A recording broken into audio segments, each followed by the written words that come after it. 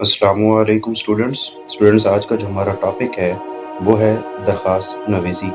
दरख्वास्त नवीसी के चंद अहम नुकात के ऊपर आज हम बात करने जा रहे हैं। जैसा कि ये 11वीं जमात का सवाल नंबर 7 है और इसके कुल नंबर 10 होते हैं और इसमें से आप पूरे 10 में से 10 नंबर्स ले सकते हैं अगर आप पैटर्न को सही तरीके से लिखाते हैं। यानी बिल्कुल पैटर्न के अकॉर्डिंगली अगर आप दरख्वास्त लिख आते हैं तो आपको पूरे 10 नंबर दिए जाएंगे। तो चलिए हम स्टार्ट करते हैं। जैसा कि आप देख रहे हैं कि स्क्रीन के ऊपर के आपके सामने ये पहली लाइन लिखी हुई है कि बाखिदमत जनाब प्रिंसिपल और उसके बाद कामा है, गवर्नमेंट हायर सेकेंडरी स्कूल, फिर उसके बाद कामा है, अलिफ के बाद कैश है, बे के बाद डैश है, जिम के बाद डैश है। ये पहला सेंटेंस 3 हिस्सों में तकसीम हो चुका है और हमने इसके हिस्से कामा के जरिए बनाए हैं। पहले हिस्से के ऊपर बात करते हैं। बाखिदमत जनाब प्रिंसिपल ये एक ओहदे का नाम है, यानी आप पहले हिस्से में ओहदा लिखते हैं कि जिस ओहदेदार को आप दरख्वास्त लिख रहे हैं उसका ओहदा मेंशन करेंगे। दूसरे हिस्से में आप उस इदारे का नाम लिखेंगे जिस इदारे के ओहदे को आप मुखातिब कर रहे हैं अपनी एप्लीकेशन के अंदर, अपनी दरख्वास्त के अंदर। और उसके बाद आप उस शहर का नाम लिखेंगे कि ये इदारा किस शहर में मौजूद है। तो शहर को हम इसलिए नहीं लिखते क्योंकि ये एक ट्रैकिंग वर्ड के तौर पर एग्जामिनर के सामने आ जाता है, इसलिए हम इसे अलिफ बे जीम में सपोज कर लेंगे। ज़रा बात कर लेते हैं कि प्रिंसिपल, अक्सर बच्चे ये गलती करते हैं कि वो हेडमास्टर लिखते हैं। अगर हेडमास्टर आप लिख रहे हैं तो आगे हाई स्कूल लिखना पड़ता है आपको। अगर यहाँ प्रिंसिपल लिखेंगे तो हायर सेकेंडरी स्कूल लिखेंगे। जो बच्चे 9वीं क्लास के हैं उनके लिए यह है कि वो यहाँ हेडमास्टर लिखें और आगे हाई स्कूल लिखें। जो इंटर लेवल के स्टूडेंट्स हैं वो प्रिंसिपल लिखें और आगे हायर सेकेंडरी स्कूल लिखेंगे। नीचे वाली सतर पे हैं, यहाँ आप देख रहे हैं कि उन्वान लिखा हुआ है। उन्वान को आपने मार्कर से लिखना है, उसके आगे ये अलामत लगा देनी है। इसके बाद आगे लिखना है आपने उन्वान, बराए रुखसत पावजह बीमारी। तो बराए का मतलब के लिए होता है और हर उन्वान से पहले आपने बराए ज़रूर लिखना है। अगर आप दरख्वास्त बराए भी लिखना चाहें तो भी वो दुरुस्त होगा। रुखसत का मतलब छुट्टी होता है, बावजह का मतलब यानी कौन सी ऐसी वजह है कि आपको छुट्टी दरकार है और आप छुट्टी लेना चाह रहे हैं, तो वो वजह क्या है, बीमारी है। इसके अलावा और भी कई वजूहात की बुनियाद पर आप अपने प्रिंसिपल को रुखसत के लिए दरख्वास्त लिखते हैं, जैसा कि बावजह ज़रूरी काम हो सकता है, बावजह सैर व तफरीह हो सकता है, बावजह उम्रा अदायगी हो सकता है। तो वाहिद एक ही उन्वान है रुखसत का जिसमें आपको बावजह ज़रूर लिखना पड़ता है और अक्सर स्टूडेंट्स बावजह नहीं लिखते, ये बहुत ज़रूरी है। इसके अलावा जो बाकी उन्वानात हैं, जैसे मोटरसाइकिल की गुमशुदगी है तो उसमें आप बराए मोटरसाइकिल की गुमशुदगी लिखेंगे, वहाँ पर जब बावजह नहीं लिखेंगे। तो ये बात ज़ाहिर हो चुकी है कि बावजह सिर्फ रुखसत की दरख्वास्त में लिखना होता है। अब नीचे आते हैं, यहाँ देखें आप जनाब आली लिखा हुआ है। जनाब आली, इसमें जो लफ्ज़ आली है अक्सर स्टूडेंट्स ये गलती करते हैं और अक्सर गाइड्स और किताबों में लिखा हुआ है उसको खड़ी ज़बर से लिखा जाता है। तो ये बिल्कुल गलत है, ये इमला गलत है क्योंकि खड़ी ज़बर वाले को ये आला पढ़ा जाता है और ये आला बिल्कुल दुरुस्त नहीं है। आला चीज़ों के लिए या जगह के लिए इस्तेमाल किया जाता है। शख्सियत के लिए अरबी ज़ुबान के अंदर आली का लफ्ज़ इस्तेमाल हुआ है, तो इसमें आपने एहतियात बरतनी है, जनाब आली लिखना होता है। इसके आगे अलामत ज़रूर लगाइएगा, इस अलामत को नहीं भूलना। उसके बाद आप आते हैं कि आप दरख्वास्त का आगाज़ एक सेंटेंस से करते हैं जिसको यहाँ मेंशन कर दिया गया है, निहायत अदब से गुजारिश है।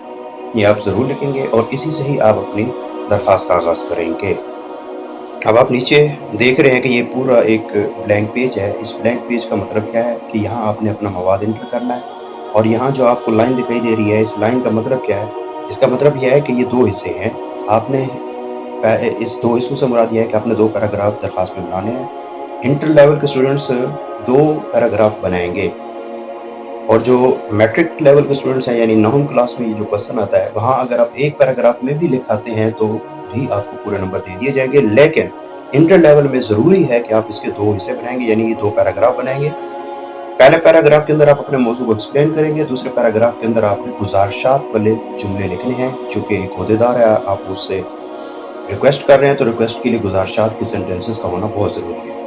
नीचे वाली सतर पे यहाँ आप देख रहे हैं कि आपकी नवाजिश होगी लिखा हुआ है, तो आपने एक चीज़ का ख्याल रखना है कि आपने आपकी ऐन नवाजिश नहीं लिखनी। बहरहाल तो वीडियो के को अपने एंड पर देखना है क्योंकि लास्ट में आगे पैटर्न के बाद وہ تمام اغلاط کے اوپر ہم تفصیل سے بات کریں گے جو آپ نہ چاہتے ہوئے بھی بورڈ میں کرائیں گے، اور یہ 110% ہے کہ آپ یہ اغلاط کریں گے، تو ہم ان اغلاط کے اوپر بھی بات کرنے جا رہے ہیں۔ تو آگے چلتے ہیں جی۔ یہ فوٹر ہے، اور فوٹر کا مطلب یہ ہوتا ہے کہ کسی بھی چیز کا جو اختتام ہوتا ہے اس اختتامی حصے کو فوٹر کہا جاتا ہے۔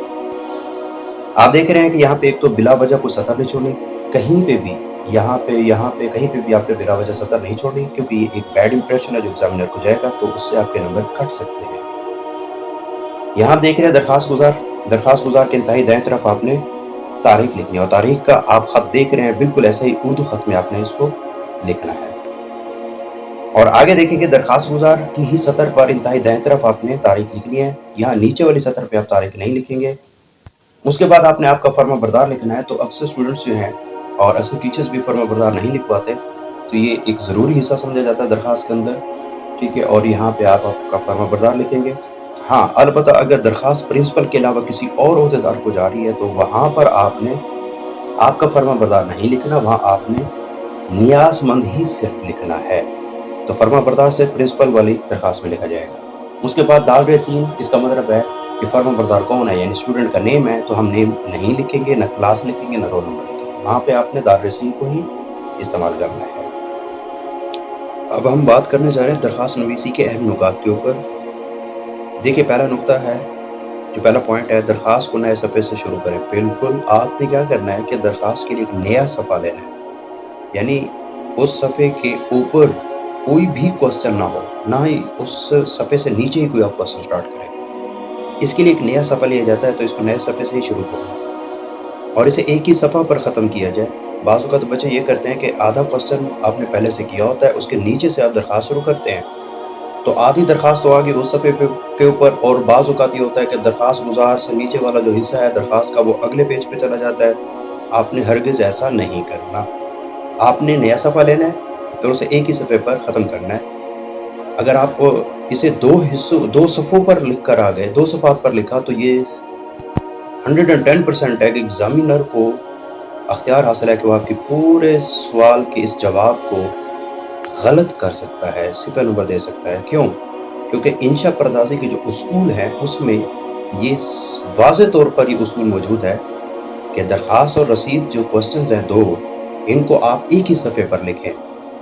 ڈاکٹر مولوی عبدالحق صاحب کی کتاب ہے اردو قواعد و انشا پردازی کے نام سے، دہلی پریس سے چھپی ہوئی ہے، اس کے اندر واضح طور پر لکھا ہوا ہے کہ آپ درخواست جیسے کوسچن کو ایک ہی صفحے پر فائنڈ اپ کریں۔ آگے بڑھتے ہیں۔ جناب یا صاحب میں سے ایک لکھیں۔ کیوں؟ وجہ یہ ہے کہ جناب اور صاحب جو ہیں یہ دونوں آداب ہیں، تو آداب میں سے کوئی ایک لکھا جائے گا۔ مقصد یہ ہے کہ جناب لکھو یا صاحب لکھو، ان دونوں کا مقصد ایک ہی ہے، تو لہٰذا یا جناب لکھیں یا صاحب لکھیں۔ آگے میں نے مثال دے رکھی ہے آپ کو کہ جناب پرنسپل، یہ ٹھیک ہے، جناب پرنسپل صاحب اگر آپ ایسا لکھیں گے تو یہ غلط ہے، اور اکثر اسٹوڈنٹس یہی غلطی کرتے ہیں۔ چوتھا پوائنٹ کیا ہے؟ اگر پرنسپل لکھا ہے تو ادارہ کا نام ہائی اسکول کی جگہ آپ نے کیا لکھنا ہے؟ ہائر سیکنڈری اسکول لکھنا ہے، اور یا کالج لکھنا ہے۔ پانچواں پوائنٹ یہ ہے کہ اردو میں درست کامہ لگائیں۔ آپ دیکھ رہے ہیں کہ اردو کا کامہ یہ اور یہ والا جو کامہ یہ انگلش میں لگایا جاتا ہے، لیکن اکثر اسٹوڈنٹس یہ بھی غلطی کرتے ہیں۔ برائے یہ درست ہے اور اس کا مطلب کے لیے ہوتا ہے، یہ والا برائے جو ہے وہ املا کے عنوان میں ہی لکھا جائے گا، اور جبکہ یہ والا جو براہ ہے یہ ضروری کام کے لیے غلط ہے، بلکہ یہ کس کے لیے ٹھیک ہے؟ براہ مہربانی یا براہ کرم کے لیے یہ والا براہ استعمال ہوتا ہے، یعنی مہربانی اور کرم کے لیے۔ ساتواں جو نقطہ ہے، عالی بلند شخصیت کے لیے استعمال ہوتا ہے، جناب عالی، یہ والا املا ٹھیک ہے، اور یہ جو اس طرح سے آپ لکھتے ہیں اور اکثر اسٹوڈنٹس ایسا ہی کرتے ہیں، یہ بالکل غلط ہے۔ اس کی وجہ کیا ہے؟ اس کی دلیل کیا ہے؟ یا نیچے دی گئی ہے۔ یہ لفظ غلط ہے، اعلیٰ کی بگڑی ہوئی املا ہے، یعنی اصل میں یہ لفظ تھا اعلیٰ، اور اس کو لکھتے لکھتے اس کی املا بگڑی تو یہ صورت بن گئی، اور یہ کیوں نہیں لکھنا؟ آئیے اس کے اوپر بھی دلیل دیکھتے ہیں۔ اعلیٰ اس لفظ کا استعمال جگہ یا چیز کے لیے ہوتا ہے، یعنی اعلیٰ چیز، اعلیٰ گھر، اعلیٰ مقام، اعلیٰ سڑک، اعلیٰ باغیچہ، اعلیٰ پارک، اچھا اسی طریقے سے اعلیٰ پھل، اعلیٰ सेब, आला सब्जी, तो इन चीज़ों के लिए इस्तेमाल होता है। और आली जो है वो सिर्फ बुलंद शख्सियत के लिए इस्तेमाल होता है। दरखास्त गुजार ही लिखना है आपने, ये दुरुस्त है। अल आरिस गलत है। अल आरिस क्यों गलत है, इस पे भी हम जरा बात कर लेते हैं। अल आरिस इसलिए गलत है, ये दो अल्फाज से बना हुआ है, एक हर्फ और एक लफ्ज़ है। अलिफ लाम अरबी का हर्फ है और ये जिस लफ्ज़ के शुरू में आ जाए तो उसे इसमें मार्फा में बदल देता है। और आरिस का मतलब रुखसार होता है, तो अलिफ लाम जब आरिस से मिलता है तो इसका मतलब है बहुत खूबसूरत रुखसार या महबूब के रुखसार। और अक्सर ये अरबी के शुरा महबूब के लिए शायरी में इस तरह से इस्तेमाल करते थे।